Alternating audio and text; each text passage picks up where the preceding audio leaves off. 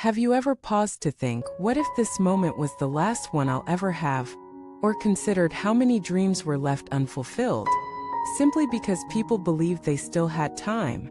Welcome back to the channel. Here we explore life's deepest truths, one insight at a time. Today we're going to face the one certainty we all share but rarely prepare for: death. Not to scare you, but to awaken something within you. Based on the teachings of Chokyi Nyima Rinpoche and powerful real-life stories, we'll uncover what it truly means to be ready to live fully and to die without regret. Death is not a far-off event reserved for the old or the ill. It's south as close as the next heartbeat, and yet most of us treat it as if it's centuries away. Let me ask you, are you living a life that would make you proud if it ended today?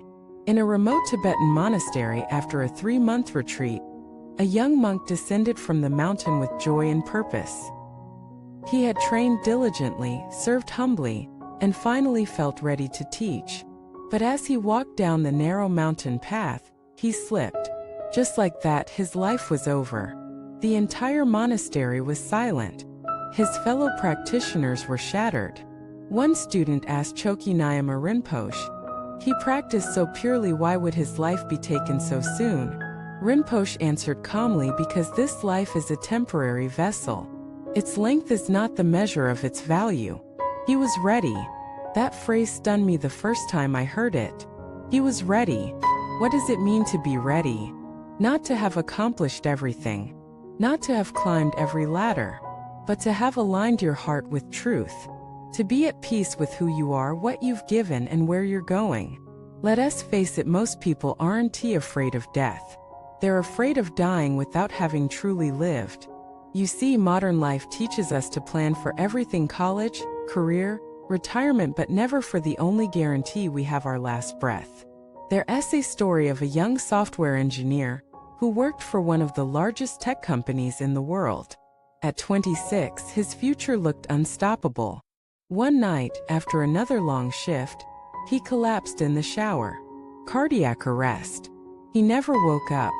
His family discovered unopened birthday gifts on his desk, a note to his sister, an email he never sent. This is not fiction. This is reality.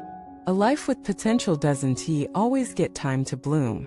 So what does it mean to prepare?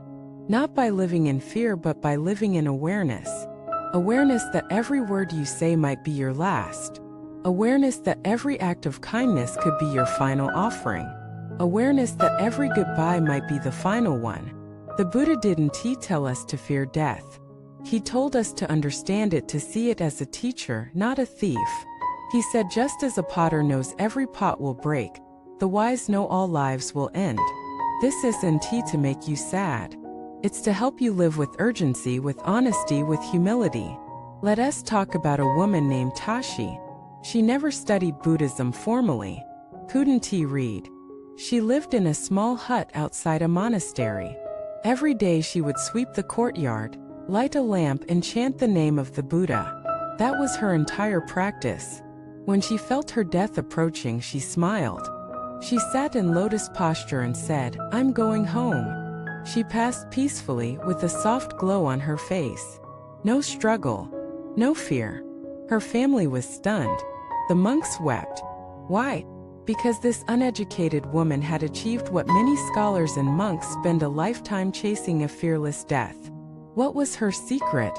Simplicity, consistency, devotion. No intellectualization, just presence. Compare that to those who, despite reading hundreds of books, panic when death arrives. Their hearts are full of regrets, their minds cluttered with unfinished plans. You don't need to be a monk. You don't need to memorize sutras. You just need to wake up now, because your time is not promised. There's a practice in Tibetan Buddhism called death rehearsal. Practitioners imagine their own death daily, not morbidly, but mindfully. They lie down and say, "What if this is my last moment?" Then they observe. What arises? Fear, love, regret. They use this awareness to correct their course, to speak with more care, to forgive sooner, to live deeper. One day we'll all be asked a final question, not by a god, Not by a judge but by our own soul. Did you love well? Did you live honestly? Did you grow? And the answer 1T come from words at LL come from how you feel as the light fades. Peaceful or panicked? The great teacher Dogo Khyentse Rinpoche once said, if you truly understand impermanence, your entire life becomes a meditation. Let me give you a simple reflection you can use tonight. Before you sleep, ask yourself, if tonight is my last night, did I live with integrity today?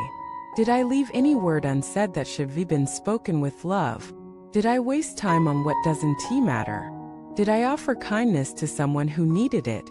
Did I move one step closer to inner freedom? If your answers are full of no S today, don't despair. That S not a failure. It's an invitation. Because as long as you're breathing, it's not too late to begin again.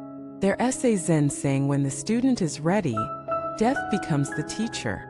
Let us make this personal. What are you putting off for someday?